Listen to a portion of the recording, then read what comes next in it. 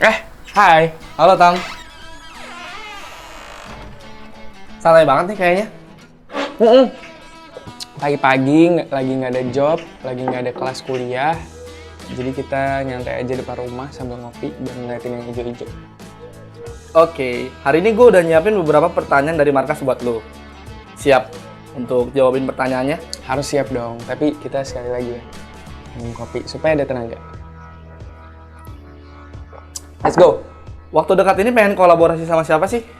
Dalam waktu dekat ini aku sih berharap bisa berkolaborasi sama songwriter dan produser-produser hebat di Indonesia, kayak Lal Manino dan teman-teman lainnya yang sudah lebih lama ada di industri ini gitu. Dan aku harap sih doa itu bisa menjadi nyata. Jadi teman-teman mohon doanya dan terus pantengin aja aku dan karirku.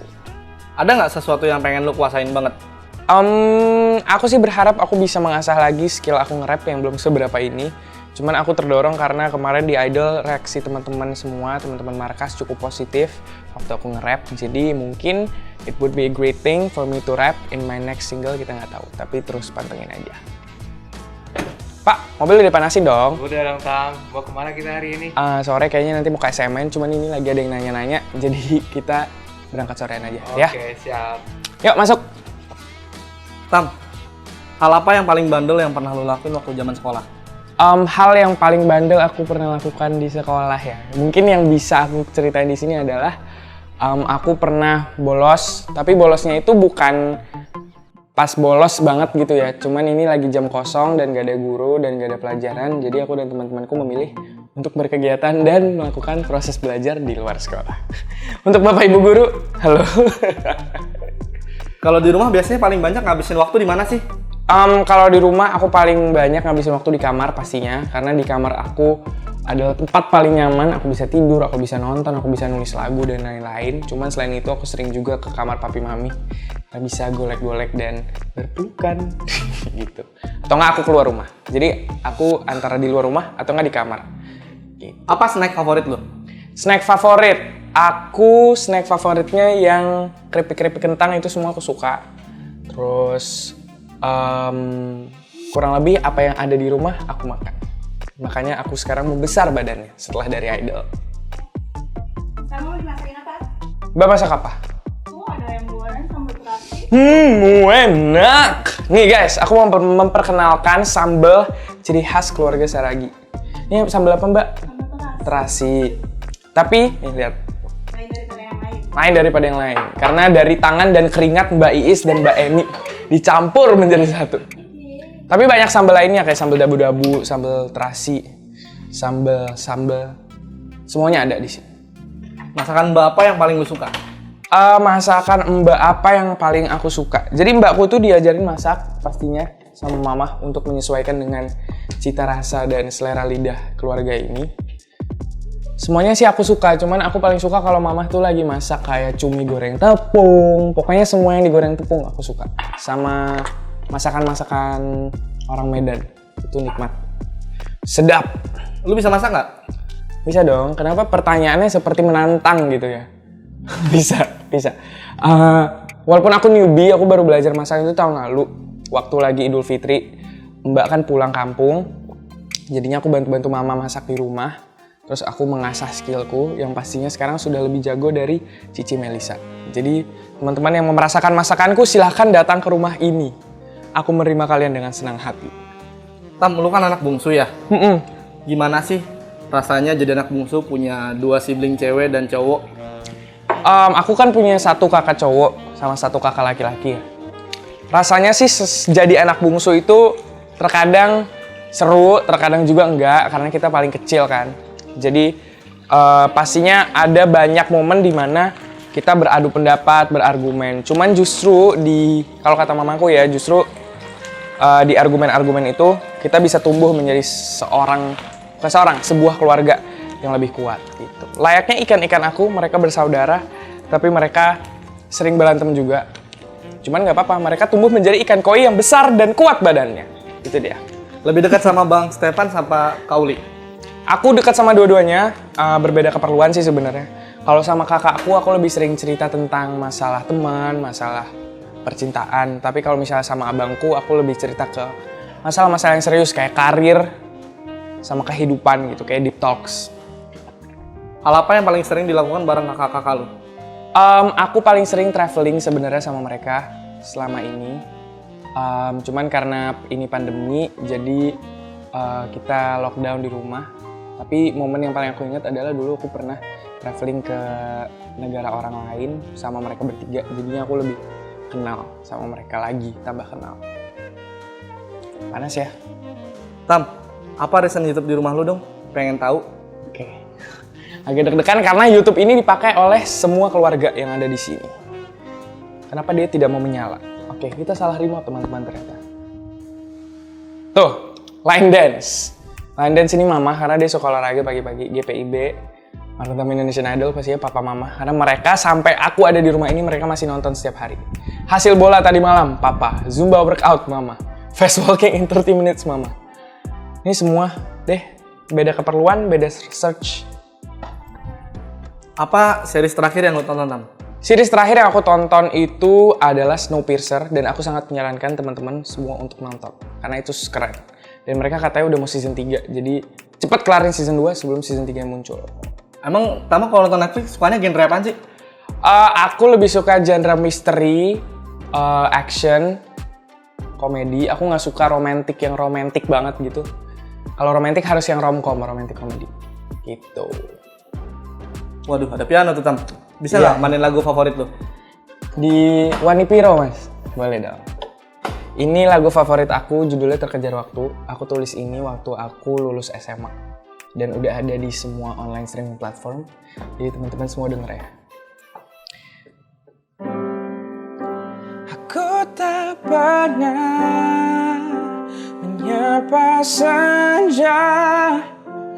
Ia selalu datang tanpa berkabar. Sama sepertimu yang hanya bisa pergi dan kembali semampunya. Itu dia Terkejar Waktu. Jangan lupa dengerin di semua online streaming platforms. Oke, Tam. Apa sih mimpi terbesar lu sebagai musisi, Tam? Mimpi terbesar aku sebagai seorang musisi adalah aku berharap aku bisa punya karya yang dicintai dan disukai sama semua pecinta musik di Indonesia. Tapi lebih daripada itu aku berharap karya-karya aku nanti bisa jadi karya-karya yang jujur. Maksudnya pesan yang aku ceritakan di situ benar-benar apa yang aku rasakan. Dan semua musik yang aku keluarkan bisa mencerminkan identitas aku sebagai seorang musisi, sebagai seorang seniman. Amin. Dan semoga teman-teman suka. Terus target lu 1 tahun ke depan apa? Target aku 1 tahun ke depan adalah aku bisa establish sebagai seorang musisi, sebagai seorang content creator, sebagai seorang pelajar. Jadi aku mau memaksimalkan semua kesempatan yang aku punya. Jadi di berbagai area aku bisa berkarya nih, supaya aku bisa semakin menjadi berkat nih bagi orang lain di berbagai banyak area gitu. Dan aku harap itu bisa terjadi. Amin. Oke. By the way, Tam, bisa jelasin Apa tuh? nggak ini tempat apa? Bisa nggak? Bisa dilihat? Bisa dong. Ini adalah tempat aku dan teman-teman dari tim YouTubeku berkarya. Jadi untuk teman-teman semua yang selalu setia menonton YouTube Mark Natama, di sini tempat kita berkarya, kita membuat konten. Dan ini menjadi episode pertama dari Mari kita ngebacot. Jadi untuk kalian yang selalu nge-request aku untuk punya segmen sendiri di mana aku ngobrol one on one sama kamera, mau ngobrolin apapun itu yang teman-teman saranin, topik apapun yang kita angkat. Aku sih berharapnya dengan konten Markicot ini teman-teman bisa lebih mengenal aku, mengetahui opini aku terhadap beberapa topik, dan mengetahui personality aku lebih dalam lagi. Dan aku harap di konten Markicot ini kita bisa bertukar pikiran teman-teman, karena aku akan selalu membaca komen dari kalian tentang apa yang aku bicarakan. Dan aku harap konten-konten ini bisa menghibur kalian dimanapun kalian berada, di waktu apapun, dan perasaan apapun yang kalian alami. Gitu. Tam, by the way nih, lu ingat nggak lu pernah open Q&A di postingan Instagram lu? Betul. Nah, kita udah siapin beberapa pertanyaan untuk lu jawab. Oke. Ini dia pertanyaannya. Pertanyaannya akan aku jawab satu persatu. Semoga jawabannya memuaskan hati kalian. Pertanyaan pertama dari Bendahara Markas. Kalau nulis lagu biasanya terinspirasi dari mana? Pengalaman pribadi aja, curhatan teman, atau gabungan dari pemikiran random. Sebenarnya aku menulis lagu itu pasti situasinya lagi mood bikin lagu gitu, yang tidak bisa ditebak-tebak kapan datangnya mood itu. Cuman saat aku sedang menulis lagu, aku pasti mengaitkan pengalaman pribadi aku yang sudah pernah terjadi. Mau itu baru terjadi atau udah lama aku pernah alami. Intinya aku pengennya lirik dan kisah dari lagu itu benar-benar pernah aku alami gitu. Terus kalau ditanya biasanya mulai dari lirik dulu atau dari melodi dulu, itu nggak pasti. Kayak lagu Terkejar Waktu itu aku mulai dari lirik dulu karena itu dulu puisi dari seseorang yang pernah deket sama aku dulu. Tapi kalau Yesterday aku mulai dari melodinya, baru aku bikin liriknya. Dan menurut aku sih sangat bersyukur proses aku songwriting selama ini itu sangat organik. Jadi aku belum pernah nih nulis lagu yang bener-bener aku plan. Jadi ilhamnya tuh datang sendiri, moodnya datang sendiri, dan aku langsung ke piano atau ke keyboard kalau lagi di kamar atas gitu. Pertanyaan selanjutnya dari seni.arw. Kenapa suka kali koleksi sepatu? Ada rencana giveaway, Mark? Sebenarnya kalau dibilang koleksi sepatu tuh aku bukan koleksi sepatu. Karena masih banyak banget orang di luar sana yang lebih sneakerhead dari aku. Cuman kenapa aku salah satu pecinta sepatu? Karena menurut aku sepatu itu adalah salah satu objek pakaian yang bisa kita pakai berulang-ulang tanpa terlihat bosan gitu. Karena kalau baju itu kita pakai berulang-ulang, lama-lama tuh bisa ada timbul kebosanan. Cuman kalau sepatu rasanya selama kita mix and match-nya tepat dan pakai di tempat yang tepat, waktu yang tepat, situasi yang tepat, mau dipakai beberapa ribu kali pun tetap sama nilainya, value-nya. Terus aku sebenarnya terpengaruh untuk purchase banyak sepatu itu karena abangku. Karena dia bilang yang penting kita harus tampil rapih di setiap acara yang kita datengin. Sebagai bentuk respect sama orang-orang yang sudah mengundang kita atau orang-orang yang memang pengen melihat kita gitu sih. Jadi teman-teman kalau mau beli sepatu aku yang sempat aku tawarkan di vlog aku yang lama, hit me up karena sepatu itu masih dijual yang warna orange. Dari Renata GZD. Tam, gimana cara lo kontrol mindset dan concern for the future? Aku tidak bisa mengontrol mindsetku dan concernku untuk masa depan karena pikiran itu adalah salah satu pemberian Tuhan yang sangat wild gitu untuk manusia. Karena kita dikasih kebebasan untuk berpikir.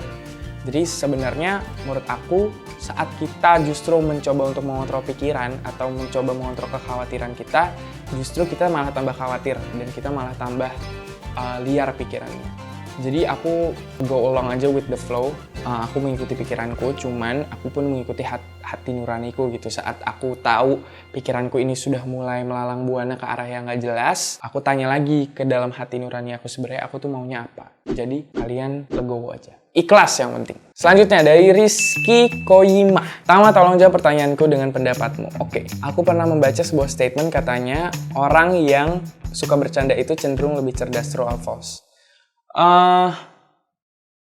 Enggak sih, menurut aku kecerdasan itu enggak korelasinya itu enggak 1:1 gitu dengan kemampuan dia bercanda gitu kan. Aku punya banyak temen yang pintar banget, cerdas, tapi memang orangnya nggak suka bercanda. Jadi menurut aku enggak, aku bingung deh menjawab pertanyaan ini harus bagaimana karena pendapat aku seperti itu. Dari Nun Pratiwi nih, kayak Nun PRTW. Tama, ceritain gimana bisa papimu nyetak foto ada lambang RCTI sama Idol. Apakah itu hasil screenshotan? Haha. Iya betul, itu hasil screenshotan dari YouTube. Jadi mereka itu rencananya waktu aku pulang dari karantina mau surprisein aku. Jadi skenario yang mereka ingin ciptakan adalah aku masuk ke kamar dan udah ada foto itu. Namun aku pulang tidak disangka-sangka dengan waktu yang tidak diekspektasikan. Dan yang nyetak foto itu Mami. Mami masih di luar. Jadi aku udah duluan masuk kamar dan tiba-tiba dia udah dengan semangat membawa frame besar itu ke dalam kamar seperti orang yang sangat berbahagia. Tapi ternyata aku sudah di dalam kamar. Jadi aku sendiri yang memasang foto itu. Gak apa-apa teman-teman. Kita tuh butuh mengapresiasi usaha orang tua yang sudah mati-matian untuk kita. Serius nanya, selain pengen apa motivasi dan inspirasi waktu itu mengkolaborasikan style gondrong dan biru? Fotonya ada di sini dan di sini. Semangat obrek. Dan apa tanggapan Kak Uli lihat hasilnya? Motivasi dulu gondrong sebenarnya karena pengen ngerasain vibes jadi anak kampus, jadi anak kuliahan gitu. Karena dulu aku tuh pas SMA antara nggak botak, aku tuh clean cut kayak sekarang. Nah pas mau ngampus tuh kan anak ITB kan anak teknik, terus banyak yang gondrong kan, terus kayak asik deh kalau gue gondrong. Ternyata nggak asik. Terus kenapa pirang? Karena nyoba-nyoba aja pengen ngecat rambut, terus kayak kalau cat coklat nggak ada perbedaannya deh kayaknya, ya udahlah langsung aja abu-abu. Tapi ternyata karena pigmen orang Indonesia. Jadi ini fun fact buat kalian. Kenapa bule-bule itu kalau ngecat rambut selalu bagus warnanya? Itu bukan karena selain karena tekniknya memang mungkin lebih maju, tapi bukan karena produknya, tapi karena pigmen mereka tuh lebih gampang untuk dimasukin warna. Kalau kita tuh rata-rata orang Indonesia tuh pigmennya coklat dalamnya, jadi tuh susah. Jadi harus di bleaching berkali-kali, dan kalau di bleaching berkali-kali sama dengan rambut kering, sama dengan rambut rusak, sama dengan mending kita botak aja bareng-bareng. Dari Sugar Is Me, mau nggak kalau ditawarin jadi aktor? Aku tuh teman-teman kalau ngelihat kemarinnya tayangan built-in selama aku di Idol, aku tuh cringe karena aku merasa kalau aku acting tuh aku belum senatural itu, belum seluas itu gitu. Jadi untuk sekarang aku mau belajar dulu aja sebelum aku melakukan hal yang akan aku sesali dan akan mempermalukan diriku sendiri. Tapi tidak menutup kemungkinan ya, di masa depan mungkin nanti ada opportunity, aku bisa mungkin beradu peran, bisa jadi. Natasha Wilona. Dari Agnes Aldora, apa titik terendah Mark selama hidup sampai sekarang? Titik terendah aku itu waktu Idol. Jadi waktu Idol itu aku pernah ada titik di mana aku nggak merasa seperti diriku, aku merasa seperti orang lain karena aku nggak percaya diri sama sekali. Terus aku kehilangan jati diri, aku kehilangan tujuan. Terus akhirnya setelah konsultasi sama keluarga dan ngobrol sama teman-teman lain, akhirnya aku menemukan kembali siapa Mark Natama yang aku kenal gitu. Karena aku tuh kalau udah nggak ketemu sama banyak orang, misalnya ketemu sama teman-teman tongkrongan atau ketemu sama keluarga tuh aku jadi kayak orang yang berbeda gitu. Kayak aku nggak kenal sama diriku sendiri gitu. Tapi sekarang sudah aman karena aku ketemu mereka setiap hari. Dari Sharon Frederica. Jadi sebenarnya kau ini ikut Indonesian Idol tujuannya, loh, kok bisa bersambung pertanyaannya. Jadi sebenarnya kau ini ikut Indonesian Idol tujuannya apa? Tujuannya adalah sebelum aku ikut Idol yang tahu aku pasti cuma teman-teman sama keluarga gitu. Orang-orang komplek aku aja pasti nggak tahu siapa nih Mark Natama itu, nggak ada yang tahu. Cuman kenapa aku pengen dikenali sama orang itu bukan karena aku mengejar fame atau aku mengejar orang-orang mengeluh-elukan namaku, tapi aku pengen saat aku mengeluarkan karya, saat aku mengeluarkan cerita nih, kan karya ibaratnya cerita yang mau lewat musik, mau lewat konten YouTube, apapun itu, aku pengen banyak orang yang bisa tahu karena aku percaya banyak orang di luar sana yang bisa relate sama ceritaku gitu, dan hopefully banyak yang bisa relate. Karena dulu aku tuh sangat terbantu sama orang-orang kayak content creator atau musisi yang kisah hidupnya tuh aku bisa relate. Jadi aku bisa jadikan mereka motivasi dan pedoman dalam aku melangkah gitu. Nah, aku berharap lewat apa yang aku keluarkan bisa membantu teman-teman di luar sana. Nah, dengan ikut Indonesian Idol semakin banyak orang yang bisa aku jangkau, semakin banyak kelompok-kelompok yang bisa aku jangkau. Jadi aku berharapnya sih walaupun Idol udah kelar, teman-teman Markas tetap setia berada di depan, ujung kanan, ujung kiri, belakang, samping kanan, samping kiri sebelum aku mengeluarkan single dan even after aku mengeluarkan single dan beberapa karya selanjutnya. Itu dia. Sepertinya itu tadi teman-teman. Terus gue ngomong apa sekarang? Nah, itu dia tadi teman-teman pertanyaan dari kalian. Terima kasih semuanya sudah memberikan pertanyaan yang cukup serius dan cukup banyak. Dan aku harap ini sudah mewakilkan pertanyaan-pertanyaan lain yang kalian lontarkan, tapi aku belum bisa menjawabnya satu persatu. Tujuan dari dibuatnya video ini adalah supaya aku bisa menunjukkan dan memperkenalkan diriku kembali kepada kalian. Dan untuk memperkenalkan kalian sama segmen baru yang bernama Markicot. Mari kita ngebacot. Jadi teman-teman please jangan take this the wrong way. Bacot kita bukan mengambil konotasi kasarnya, tapi maksudnya bacotan itu adalah celotehan gitu. Dan namanya supaya catchy adalah Markicot. Jadi aku berharap di episode-episode Markicot ini kita bisa bertukar pikiran dan teman-teman pun yang berbeda pendapatnya dengan aku bisa mendapatkan pencerahan juga, bisa mendapatkan point of view lain dari topik yang akan kita bahas nanti. Jadi aku harap kalian terus subscribe, komen, dan like video ini supaya kita semakin semangat untuk membuat konten-konten yang tentunya akan menghibur kalian semua di rumah. Dan terima kasih kepada Sofyan dan Obrek yang hari ini sudah men-syuting video ini secara one take, tapi diulang cukup beberapa kali. Ini closing yang aku bingung mau berending di mana, tapi dadah semua. Sampai ketemu di video berikutnya.